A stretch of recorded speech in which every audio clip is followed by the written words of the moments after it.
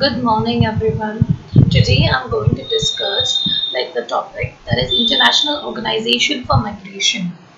The previous classes already we have a lot of discussion on what is the meaning of international migration law, what do you mean by international migration, the various types of migration, like on the basis of on the patterns of movement, that is step migration, circular migration, cyclical migration, seasonal migration, return migration. Moreover, apart from that, we have also divided into internal migration, international migration. Then, on the basis of their will, also you have voluntary migration, forced migration. So we have a good discussion on the this part. Now, the thing is that while there was we also had a discussion on the while discussing the evolution of the international migration law. So you have seen a series of organization institutions which helps in the migration issue, which helps in resolving this like uh, migrations issue. So you see, while it was evolving, one of the most important organization was International Organization for Migration, which played a very pivotal role in dealing with the migration issue while it was evolving with time. See, the International Organization for Migration, this is an intergovernmental organization and that provides services and advice concerning migration to governments and migrants, including internally displaced persons, refugees, and migrant workers. So you see that this is a very important organization.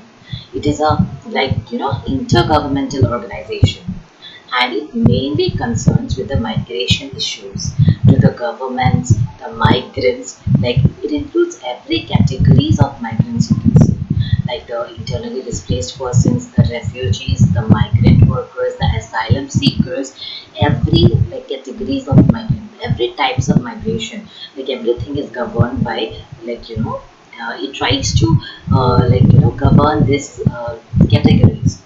Now see, in September 2016, it became a related organization of the United Nations.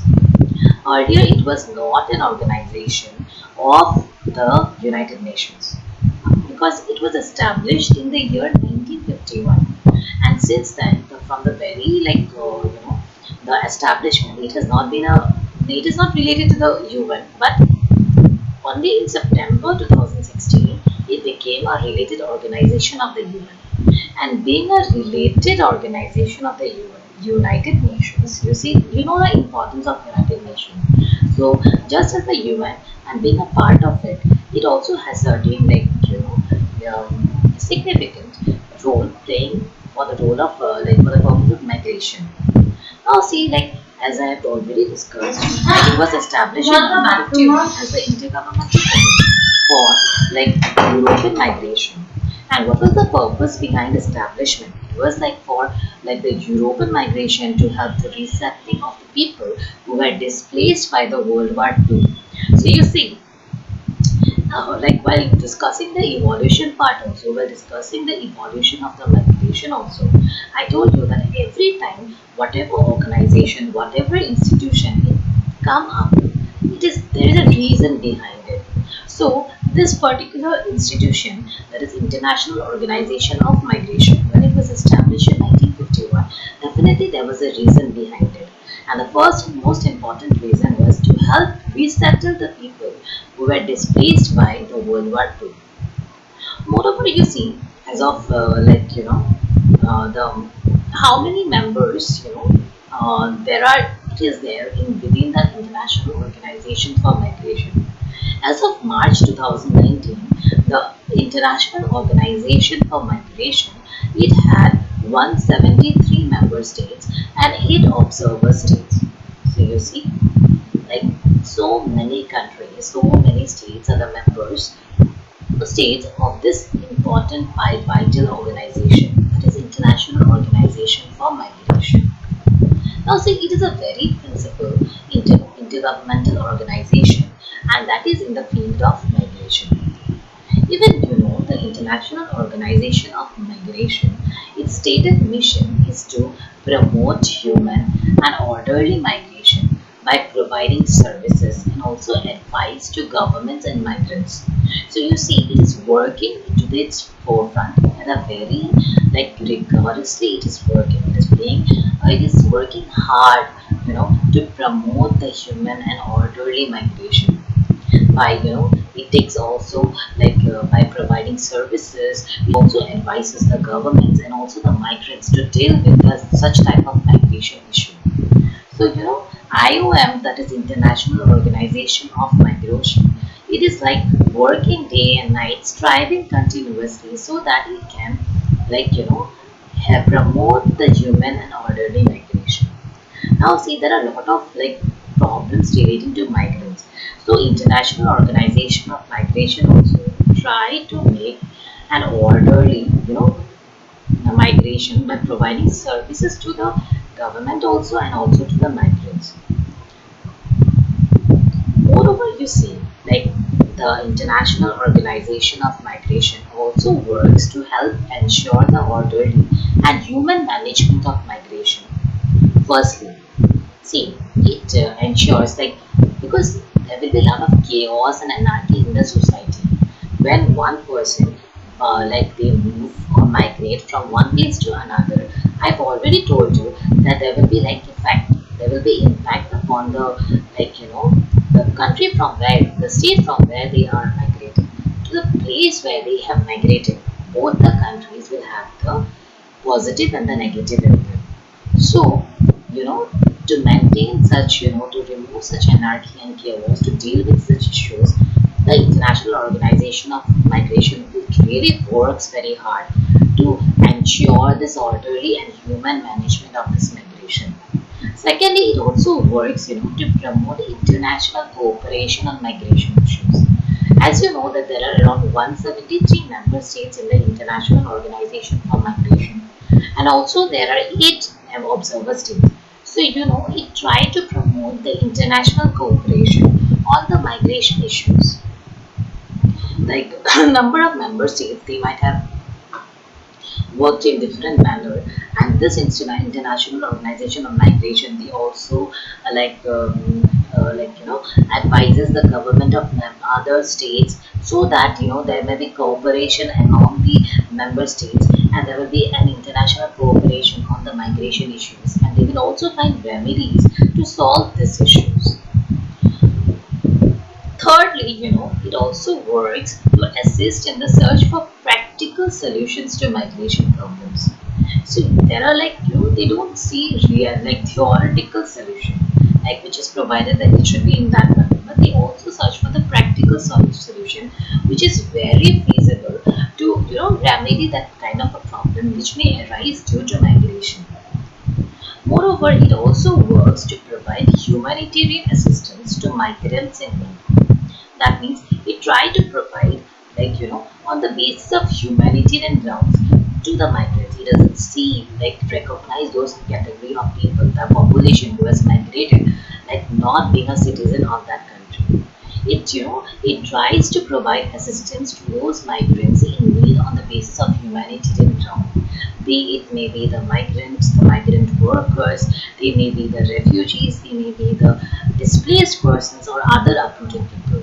So you see, this international organization of migration, it is working in that manner so that there is you can see they are working for the welfare mechanism of human beings as a whole, because they are not looking whether they belong to a particular category of a country or not, but they are looking from on the basis of the humanitarian aspect, and they are trying to deal with this issue more practically, and they are trying to assist these people into the migrant, the refugees, the displaced persons, or the uprooted people.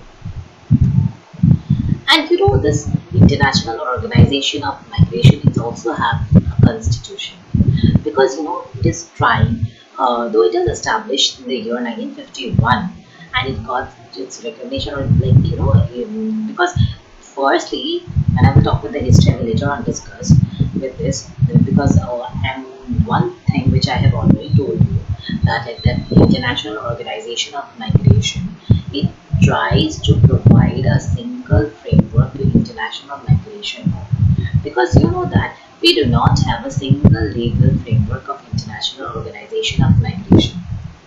We take the help of different branches of international law, like to be included within the International Organization for Migration. Now see, this International Organization of Migration also has a constitution, and what that constitution says, it explicitly gives recognition to the link between the migration and the economic, social and cultural development, as well as to the right of freedom of movement of persons. As you know that like whenever there is a migration from one place to another, definitely the place from where they have migrated to the place where they have migrated, both the countries will have a positive and a negative impact, and they will have an impact on the economy, social, culture, political issues.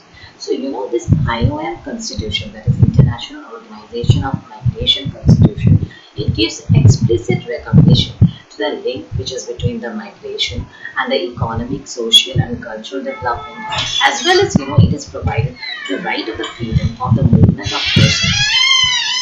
So you see that it also deals with the right of freedom of movement. As you know, in our fundamental rights, also in our constitution, we have got the right of movement. So in this particular organization, that is International Organization of Migration, this constitution of it also provides that there should be right of freedom of the movement of persons, even to the belonging to the migrant group, or the internally displaced persons, or asylum seekers, or the migrant laborers. Now see, like International Organization of Migration, what are the areas of work? See, International Organization of Migration, it works in the four broad areas of migration management. Very first is that migration and development. Secondly, facilitating migration. Thirdly, regulating migration. And fourthly, addressing the forced migration. See, these four broad areas of migration management. The very first one is that migration and development. That means what? Like how migration is having a positive, the pros and cons in the development issue also in the area from where they have migrated to the area where they migrate. So it works in this particular area. Secondly, it facilitates the facilitating migration. In this area also it is working continuously. It also regulates the migration, and also it addresses the forced migration. As while discussing the different types of migration, we also have gone through the third category of migration, that is a forced migration. So this International Organization of Migration, it also addresses the forced migration. So these are the four broad areas of migration management under which is worked by the International Organization of Migration. Moreover, cross-cutting activities are also there, which include the promotion of international migration law, the policy debate and guidance, protection of migrants' rights, migration health, and the gender dimension of migration. So these are certain activities under which is worked upon by the International Organization of Migration. And International Organization of Migration, it has also often organized elections, for the refugees out of their home countries. As for example, in the case of 2004 Afghan elections and also 2005 Iraqi elections. Now, the history of EI, International Organization of Migration, how it has come up, how it has been established. While discussing the evolution of the international migration law, we already have pondered over the history of International Organization of Migration. This International Organization of Migration, it was born or established in 1951, and what was the reason behind it? The reason is like out of the chaos and the displacement of the Western Europe following the Second World War. As you know, there was like the Second World War took place between 1939 to 1945, and after the Second World War, there was a lot of hue and cry, a lot of chaos and anarchy, and there was displacement of the Western Europe. So to deal with these issues, International Organization of Migration was born, and but not it was not named as IOM in the very first instant. It was first known as PICME, you can say it is an abbreviated form, which means Provisional Intergovernmental Committee for the Movement of Migrants from Europe. So it was first known as PICME, that is Provisional Intergovernmental Committee for the Movement of Migrants from Europe. And this very organization, it was mandated to help the European governments to identify the resettlement countries for the estimated 11 million people who were uprooted by the war, and it also arranged transport for nearly a million migrants during the 1950s. So you see there are a lot of evil effects or ill effects of the war. So to settle these issues of migration, it arranged also transport for nearly a million of migrants during the 1950s. Moreover, you see that the constitution of the International Organization of Migration, it was concluded on 19th of October 1953 in Venice as the constitution of the Intergovernmental Committee for European Migration.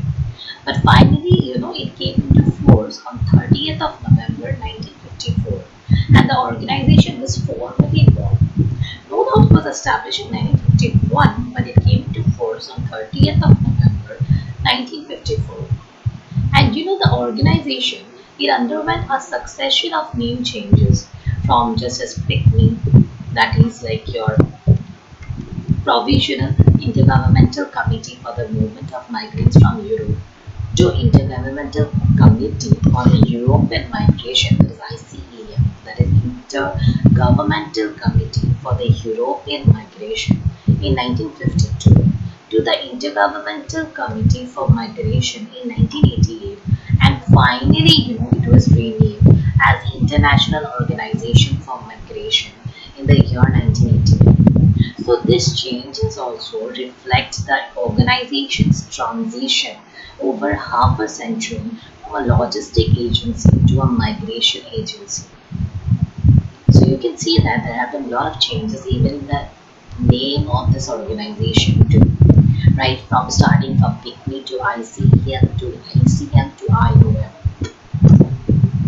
Moreover, you see, while International Organization of Migration's history, it tracks the man-made and natural disaster also of the past half century, because there have been a lot of reasons of migration. It may be man-made, and there may be certain natural disasters also, which led people to migrate from one place to another. So if we trace back the history of International Organization of Migration, there has been a lot of such kind of situations which like man-made and natural disasters of the past half century, which which you can trace back to the history of International Organization of Migration. Just as for example, the Hungary 1956, Czechoslovakia 1968, Chile 1973, the Vietnamese boat people 1975, the Kuwait 1990, and the Asian tsunami, the 2003 invasion of Iraq, the Pakistan earthquake of 2004 or 5, the 2010 Haiti earthquake, and the ongoing European migrant crisis. It's clear to know that humanly and orderly migration benefits migrants, and society has steadily gained international acceptance. So you see, as a result of various natural and man-made disasters also, it also played a very much important role while establishing this particular organization. We can trace back the history to such events too. And you see, from its roots as an operational logistics agency, it has broadened its scope to become the leading international agency, working with the governments and also civil society to advance the understanding of migration issues, encourage the social and economic development through migration, and also uphold the human dignity and the well-being of migrants. So you see, it has gained, it has broadened its scope in such a larger extent that it became the leading international agency, which is working with the aspects of the international migration issues, like and also working for the how it is that there has been a social economic development through migration, and also it studies also uphold the human dignity and well-being of the migrants. So and further you can see that the broader scope of activities has been matched by rapid expansion from a relatively small agency into one with an annual operating budget of $1.8 billion and some 11,500 staff working in over 150 countries worldwide. So you see the mechanism, the enforcement mechanism of International Organization of Migration. You see its annual operating budget being $1.8 billion, and there are almost 11,500 staff, which is working over 150 member countries worldwide. So you see how they are working. They're striving, to build up a pillar, and they are trying to give a proper legal framework relating to the issue of migration. So this international organization of migration is very much important and playing a vital role for developing the migration law. And as the UN Migration Agency, because now it has got recognized by UNO also on September 2016.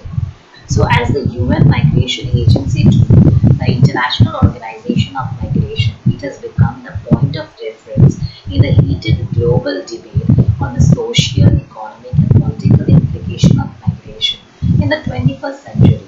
So, you see that such an effect it has on both on every aspect, like social, economic, and there are political implication of migration too. Moreover, you see that and this international organization of migration supported the creation of the controversial global compact for migration, and this is the very first ever intergovernmental agreement on international migration, which was adopted in December 2018. So you see, this status of International Organization of Migration from 1951 to International Organization of Migration in 1989, and finally it has been recognized even by the United Nations. So you can see that it has played a very pivotal role in, in dealing with the issues relating to migration, and moreover it is trying hard to create a framework of international migration, because this international migration law, it is being a subset of public international law. It takes the help of numerous branches of international law. It cannot stand on its own, you can say. It takes help from the numerous branches. So, International Organization of Migration, it is working to get a single framework of international migration. Moreover, it has also created the International Migration Law Unit for working for for solely working for the migration relief issue. So it looks after every kind of issue, from the social aspect, from the economic aspect, from the political aspect, and everything dealing with migration. So this international organization of migration role is very much important under the umbrella of international migration law.